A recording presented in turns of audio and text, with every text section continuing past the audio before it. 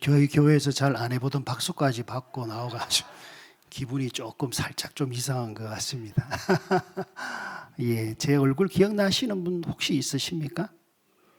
그래요. 감사합니다. 한 2년, 한 3년 됐나요, 그죠? 예, 한 3년 됐죠. 아이고, 3년 지났는데도 제 얼굴을 기억하시고. 제가 오늘 또 오면서 우리 천 목사님 또 전화를 주셔서 오면서, 내가 이게 새창조교회 우리 천세종 목사님, 담임 목사 연임 청원의 전문 목사가 지금 돼 가는구나. 지금 이 생각을 좀 했습니다만. 예, 저도 이 장소가 기억나고, 예, 예배 때 또 함께 은혜 받았던 기억이 납니다. 감사를 드립니다. 오늘 설교 제목이 뭐지요?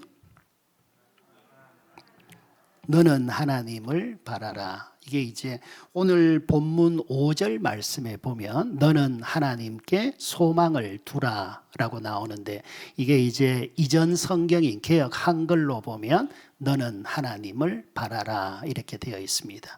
저는 왠지 예전 성경 번역이 좀 더 좋은 것 같아요. 그래서 제가 오늘 설교 제목을 너는 하나님께 소망을 두라라기보다는 너는 하나님을 바라라라는 제목으로 정했습니다. 오늘 옆에 있는 분들하고 한번 인사하실 때 하나님을 바라며 사십시다 하면서 한번 인사할까요? 하나님을 바라며 사십시다. 예. 오늘 우리가 보고 있는 시편 42편은 좀 우리에게 비교적 잘 알려진 시입니다. 왜냐하면 우리가 잘 알고 있는 복음성가 목마른 사슴이라는 곡 아시지요? 그 곡이 바로 오늘 본문 1절 말씀을 가사로 해서 만든 찬양이기 때문입니다. 자, 1절 말씀 우리 다 같이 다시 한번 읽어보겠습니다. 하나님이여 사슴이 시냇물을 찾기에 갈급함같이 내 영혼이 주를 찾기에 갈급하나이다. 여기 보면 시인은 자신을 뭐로 비유하고 있죠? 사슴에 비유하고 있죠. 그렇죠? 여러분 성경에 보면 인간을 동물로 비유할 때 주로 무슨 동물에 비유하나요? 그렇죠. 보통은 양으로 비유를 많이 하죠. 이사야 53장에 보면 우리는 다 양 같아서 그릇 행하여 각기 제 길로 갔다라고 말하고 있고, 시편 23편에도 보면 다윗은 하나님을 목자로 그리고 자신을 양으로 비유하고 있습니다. 요한복음에도 보면 예수님께서 그 유명하신 비유 있지요. 그 선한 목자의 비유를 하시면서 자신을 목자요 그리고 우리를 양으로 비유하고 있습니다. 그런데 오늘 본문에 보면 시인은 자신을 사슴에 비유하고 있다는 것입니다. 여러분, 왜 시인이 많은 동물 가운데 하필이면 자신을 사슴에 비유했겠습니까? 왜냐하면 이 사슴은 쉽게 갈증을 느끼고 그래서 늘 물을 마셔야 되기 때문에 그렇습니다. 자, 그래서 1절 말씀에 보면 사슴이 시냇물을 찾기에 갈급함같이 라고 말하고 있습니다. 사슴은 늘 깨끗한 시냇물을 마셔야지 살 수 있는 동물입니다. 여러분, 신앙인을 보통 두 종류로 구분하면 사슴형 신앙인이 있고 낙타형 신앙인이 있다고 합니다. 이 사슴은 매일 물을 마시지 않고는 견딜 수 없는 피가 더운 동물입니다. 그런데 낙타는 어떻습니까? 그냥 사막에 내버려둬도 한 3일이나 7일 정도는 견딜 수 있다고 합니다. 여러분, 우리는 사슴형 신앙인이 돼야 됩니까? 아니면 낙타형 신앙인이 돼야 됩니까? 그렇지, 우리는 당연히 사슴형 신앙인이 되어야 됩니다. 우리는 매일 하나님이 주시는 은혜를 받아야 되고 하나님이 주시는 은혜의 생수를 마셔야지 살 수 있습니다. 이스라엘 백성들이 광야 생활을 할 때 매일같이 만나를 먹었잖아요. 그것처럼 우리도 하나님이 주시는 영의 양식을 매일 먹어야지 살 수 있습니다. 그래서 하나님을 믿는 백성인 우리는 태생이 사슴이에요. 그런데 이렇게 성도들을 보면 이 사슴형 신앙보다도 낙타형 신앙이 훨씬 많은 것 같아. 며칠을 말씀을 먹지 않아도 끄떡없고 며칠을 기도하지 않아도 아무렇지 않은 성도들이 많은 것 같습니다. 저는 이 1절 말씀을 보면서 은혜가 되는 단어가 갈급함이라는 단어였습니다. 여러분, 사슴의 특징은 뭡니까? 갈급함을 느낀다는 거죠. 그리고 여러분, 이게 은혜입니다. 여러분, 우리가 신앙생활을 하면서 갈급함을 느끼는 것이 중요합니다. 갈급함을 느껴야지 뭐 하는 거예요? 우리가 하나님을 찾고 우리가 하나님의 은혜를 사모하고 하나님 주시는 영의 양식을 사모하게 됩니다. 그런데 말씀을 며칠을 먹지 않아도, 기도를 며칠을 하지 않아도 전혀 갈급함을 느끼지 못한다. 여러분, 그런 사람은 심각한 영적인 병에 걸린 사람인 거지요. 사람의 몸은 60%가 물로 되어 있다고 합니다. 물로 구성되어 있어요. 그런데 사람이 가장 갈증을 많이 느낄 때가 언제인 줄 아십니까? 2%의 물이 부족할 때라고 합니다. 그래서 이 사람의 체내에는요, 2%가 부족하면 심한 갈증을 느끼고 5%가 부족하면 반혼수 상태에 빠지게 되고, 그리고 12%를 물을 잃으면 생명을 잃게 된다고 합니다. 여러분, 청량음료 중에서 2%라는 음료 아십니까? 잘 모르시는군요. 편의점에 가보시면 2%라는 음료수가 있어요. 왜 2%라고 이름을 지은 줄 아십니까? 사람이 가장 갈증을 느낄 때가 2%이기 때문에 그런 거죠. 그래서 2%의 물이 부족해서 갈증을 느낄 때 이 2%의 음료수를 마시면은 이 갈증이 가시게 된다라고 해서 그 음료수의 이름을 2%라고 지은 것입니다. 오늘 이 말씀에 혹시 은혜가 되시면 예배 마치시고 이제 대구로 돌아가시면서 편의점에 잠깐 들리셔서 2%의 음료수를 한번 마시면서 오늘 본문 말씀을 다시 한번 묵상해 보시기를 바랍니다. 더욱 은혜가 되실 겁니다. 여러분, 인간은 갈증을 느끼는 동물이에요. 그래서 2%의 물이 부족할 때 물을 찾아 마시는 것처럼 우리의 영혼도 마찬가지라는 것입니다. 자, 오늘 보면 1절 말씀을 보면 시인이 느낀 갈증은 이 육신의 목이 말라서 느낀 갈증이 아니었지요. 자, 1절에 보면 내 영혼이 주를 찾기에 갈급하나이다 라고 말합니다. 자신의 영혼이 느끼는 갈증을 고백한 것입니다. 여러분은 어떻습니까? 여러분은 이 시인처럼 영적인 갈급함을 한번 느껴보신 적이 있으십니까? 여러분, 내 영혼이 하나님의 은혜에 대한 갈증을 언제 느끼게 되던가요? 여러분, 신앙생활을 돌아보시면 하나님의 은혜에 대한 그 갈증, 갈급함을 언제 느끼게 되던가요? 자, 오늘 본문에 보면 시인은 두 가지를 통해서 자신의 영혼의 목마름을 감지하고 하나님을 찾았습니다. 자, 첫 번째가 낙심할 때죠. 자, 5절 말씀을 한번 보십시오. 자, 5절에 보면 내 영혼아 내가 어찌하여 낙심하며 라고 말하고 있죠. 그 낙심이라는 단어에 동그라미 한번 쳐보십시오. 여러분, 낙심은 뭡니까? 낙심은 내가 바라던 대로 일이 풀리지 않아서 마음이 우울하고 풀이 죽은 상태를 말하는 것입니다. 여러분, 낙심해 보신 적 있으십니까? 낙심 우리 많이 해보지요, 그렇죠? 여러분, 낙심이 될 때 어떻던가요? 낙심이 되면 일에 대한 의욕을 잃게 되고 아무것도 할 수 없게 되죠. 여러분, 낙심이라고 하는 것은 말 그대로 이 한자로 보면 떨어질 낙에 마음 심자잖아요. 그 마음이 떨어진 상태를 말하는 것입니다. 자, 마음이 그렇게 바닥에 뚝 떨어져 버렸으니까 일에 대한 의욕도 없게 되고 소망도 없게 되고 미래도 없게 됩니다. 어느 날 사탄이 경매 시장을 열었다고 합니다. 사탄은 걱정, 두려움, 욕망, 슬픔, 자랑, 교만, 쾌락, 허영 같은 물건을 팔기 위해서 사람들을 불러 모았습니다. 근데 상품대 이 진열대 한쪽에 세일하지 않음, 이 노세일이라고 붙은 낡은 꼬리표가 달린 물건이 하나 있었다고 합니다. 그래서 구매자들이 궁금해서 왜 이 물건은 팔지 않느냐고 물어봤다고 합니다. 그러자 사탄이 다른 물건은 충분히 여유가 있는데 이 물건은 내가 가지고 있는 것 중에서 가장 유용한 것으로서 하나밖에 없어서 매우 비싸다라고 말해 주었습니다. 그러자 구매자들이 호기심이 일어가지고 그 물건을 한번 좀 보여달라고 요청을 했다고 합니다. 그래서 이 사탄이 마지 못해서 상자를 열어서 그 물건을 보여주었습니다. 그 물건의 이름이 바로 낙심이라고 합니다. 여러분, 낙심은요, 사탄이 가장 좋아하는 도구임을 아십시오. 여러분, 사탄이 하는 일이 뭡니까? 우리의 마음을 낙심시키는 일이에요.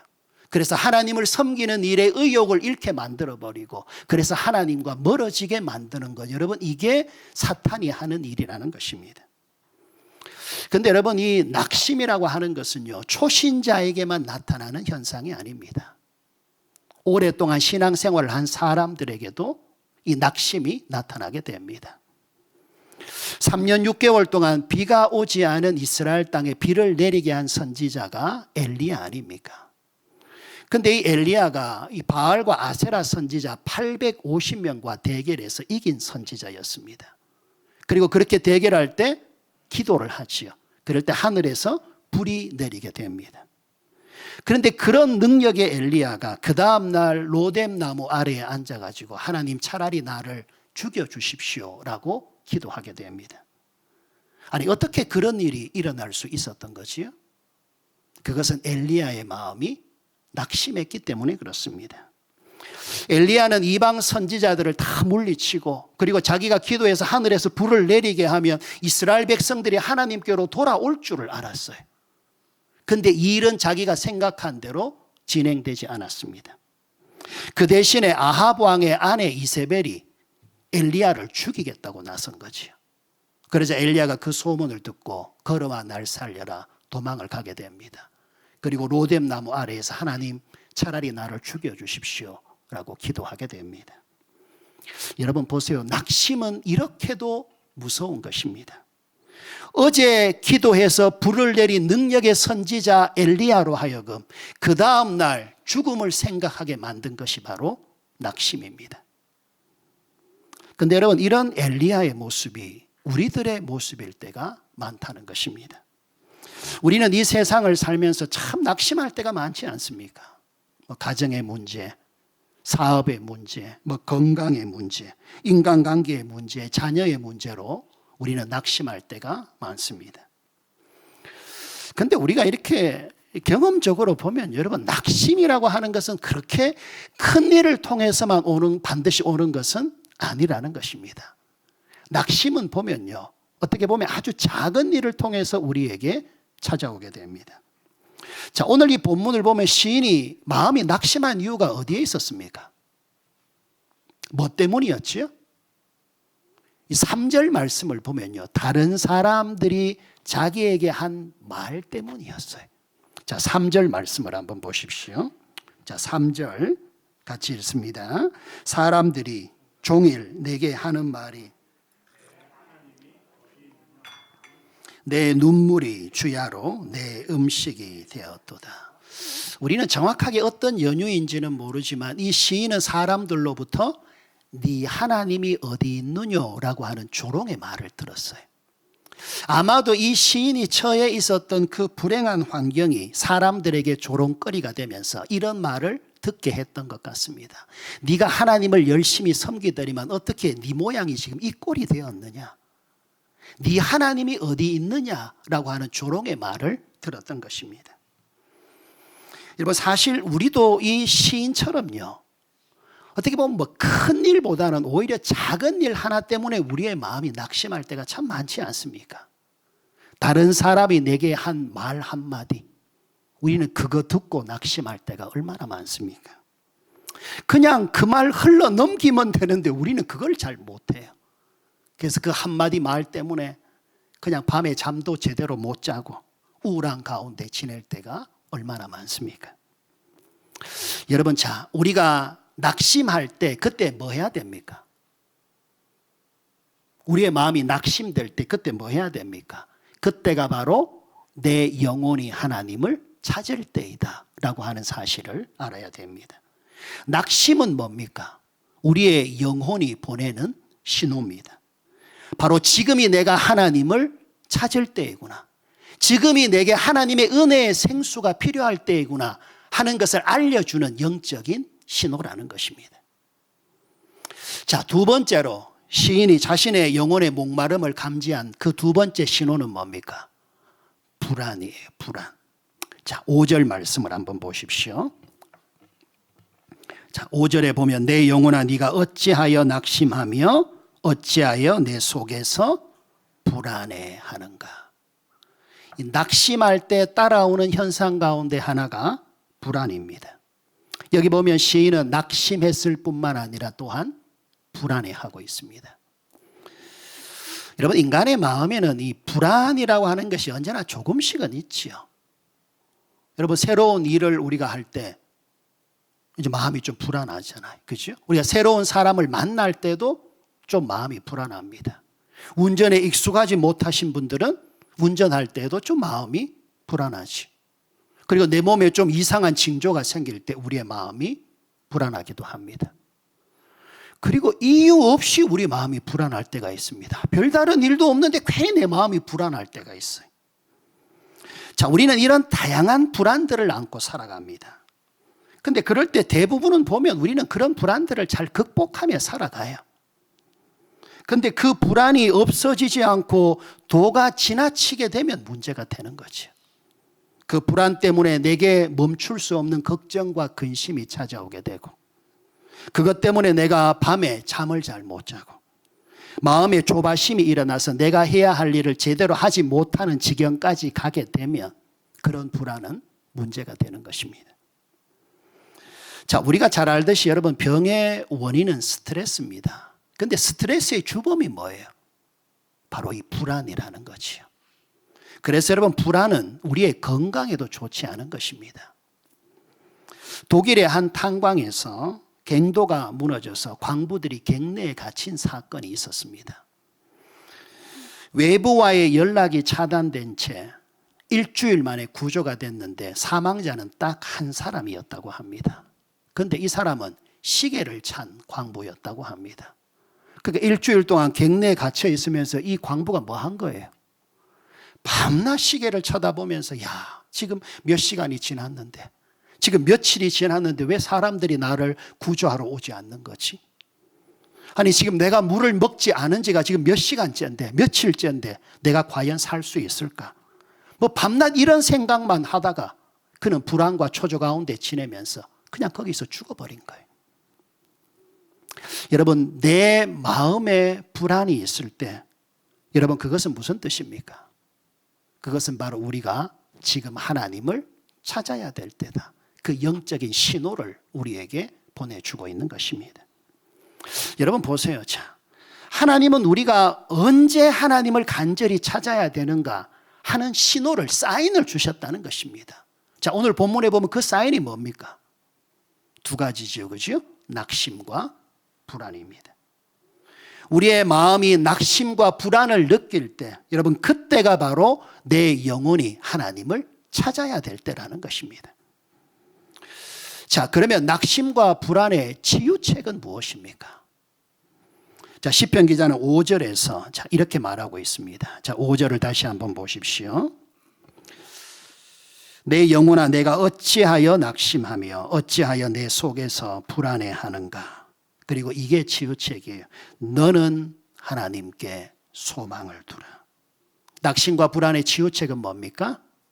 우리가 하나님께 소망을 두며, 예전 성경으로 번역하면 하나님을 바라야 한다는 것입니다. 자, 이것은 뭡니까? 우리가 바라보는 방향을 바꾸는 것을 말하는 것입니다.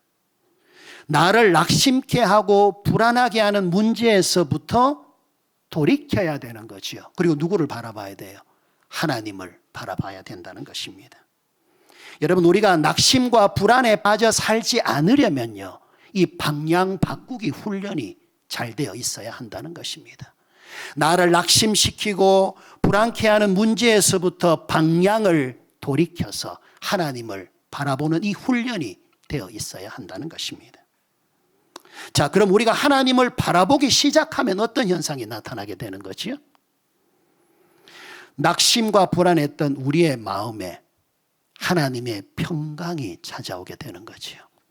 자, 빌립보서 4장 6절과 7절은 이렇게 말하고 있습니다. 자, 스크린 한번 보시면서 우리 같이 한번 읽어보겠습니다. 아무것도 염려하지 말고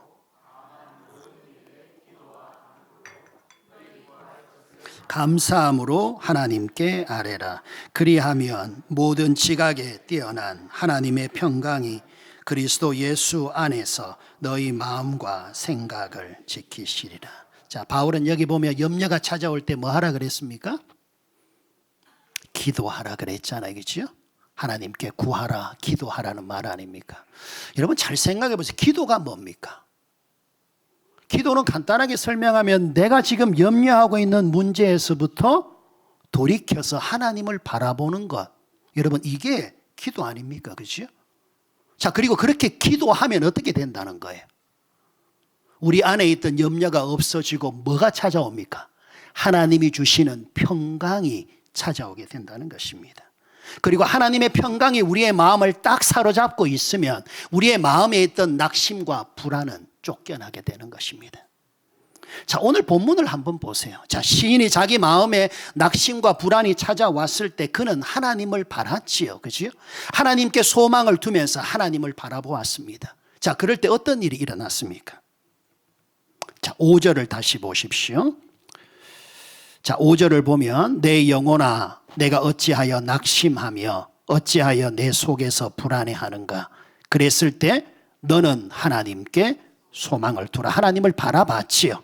자, 그랬을 때 무슨 일이 일어났습니까? 그가 나타나 도우심으로 말미암아 내가 여전히 찬송하리로다. 자, 이 시인이 하나님을 바라보기 시작했을 때 뭐가 나타났습니까? 하나님이 나타나셔서 도움을 주셨다는 거죠. 자, 그 도움은 뭡니까? 무슨 도움이에요? 자기를 조롱하는 자들이 없어진 도움이었습니까? 그렇지는 않아요. 그죠? 환경이 바뀐 것은 아니었습니다. 여전히 사람들은 자기 주위에서 네 하나님이 어디 있느냐라고 하는 조롱의 말을 하면서 비웃었어요. 자, 그런데 이 시인이 하나님을 바라봤을 때 하나님의 도우심으로 내가 뭐 했다고요?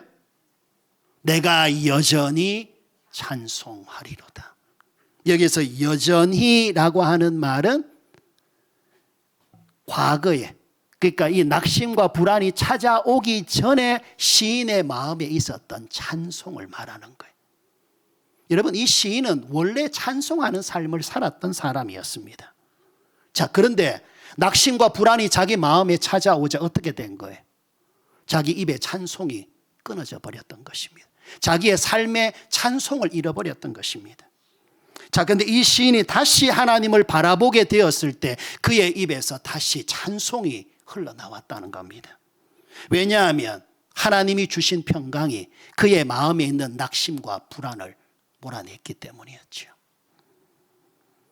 여러분, 우리도 인생을 살면서 염려할 일도 찾아오고 걱정할 일도 찾아오게 됩니다.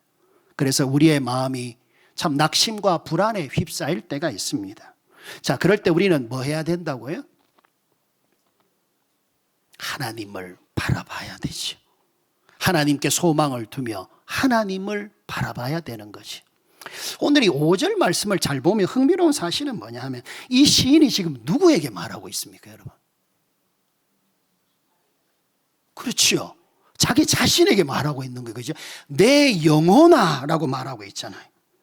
이 시인이 뭐라고 말했습니까? 5절에 내 영혼아 네가 어찌하여 낙심하며 어찌하여 내 속에서 불안해하는가. 너는 하나님께 소망을 두라 라고 말하고 있습니다. 다른 사람에게 말한 게 아니라 자기 영혼을 향해서 말하고 있어요. 이거를 심리학자들이 셀프 토크다 그럽니다. 자기 자신에게 말하는 거죠. 이 자기와 대화를 하는 것입니다. 여러분, 그리고 이게 이 시인이 자신의 영적인 침체에서 벗어날 수 있는 방법이었다는 것입니다. 셀프 토크를 하는 거예요. 여러분, 자신에게 셀프 토크 해보신 적 있으십니까? 내 자신을 향해서 말해보신 적 있으세요? 정신병자만 그래 하는 게 아니라 자기 자신을 향해서 말해본 적 있습니까? 저는 운동을 하는데 테니스를 칩니다. 근데 테니스 시합을 하다가 제가 실수할 때가 있잖아요. 그럼 저는 종종 제 자신에게 이렇게 말합니다. 야, 용건아, 그거 아니잖아. 너 이렇게 쳤어야 되잖아. 그러면서 내 자신을 나무라는 거예요. 운동 경기를 잘 보면 운동 선수들이 종종 하는 게 이 셀프 토크입니다. 자기에게 말하면서 자기를 나무라는 거죠. 여러분, 우리가 영적인 침체에 빠졌을 때 우리는 뭐 해야 되냐면 셀프 토크를 잘해야 됩니다. 우리 영혼을 향해서 뭐라고 말해야 돼요? 내 영혼아, 네가 어찌하여 낙심하며 어찌하여 불안해하는가? 너는 하나님을 바라보라 라고 하면서 우리의 영혼을 향해서 깨우쳐야 한다는 것입니다. 그리고 뭐 해야 돼요? 그리고 방향 바꾸기를 해야 되는 거지. 문제에서부터 돌이켜서 하나님을 바라봐야 됩니다. 그럴 때 우리를 도우시는 하나님의 손길이 찾아오게 되고 우리의 입술은 다시 찬송하는 입술로 변하게 될 것입니다. 여기에서 끝내면 안 되고 연습을 한번 해봐야 되겠죠. 여러분, 우리가 인생 살다가 염려하고 걱정할 일 찾아오잖아요. 그것 때문에 내 마음이 낙심되고 불안할 때가 있습니다. 자, 그럴 때 뭐 해야 됩니까?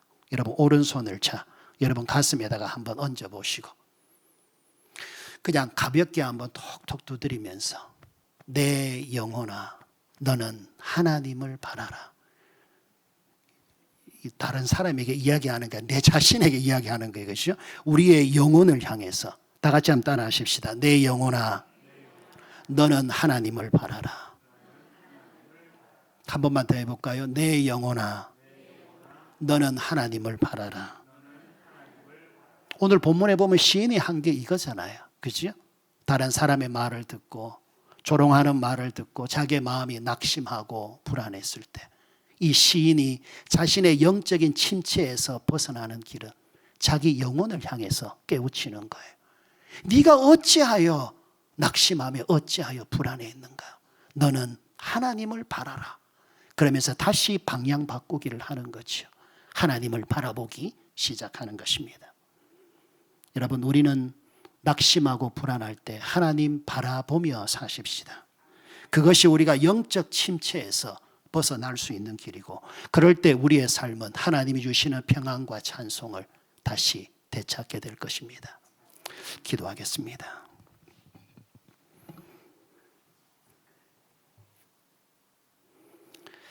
주님, 우리가 인생을 살면서 염려로 인해서 우리의 마음이 낙심되고 불안과 걱정이 찾아올 때 그저 한숨만 짓고 있는 우리들이 되지 않게 하시고 하나님을 바라보며 사는 우리들이 되게 하여 주옵소서. 염려를 하나님께 맡기게 하시고 기도하게 하시고 그래서 하나님 주시는 평안 가운데 살아가는 우리의 삶이 되게 하여 주옵소서. 예수님의 이름으로 기도하옵나이다. 아멘.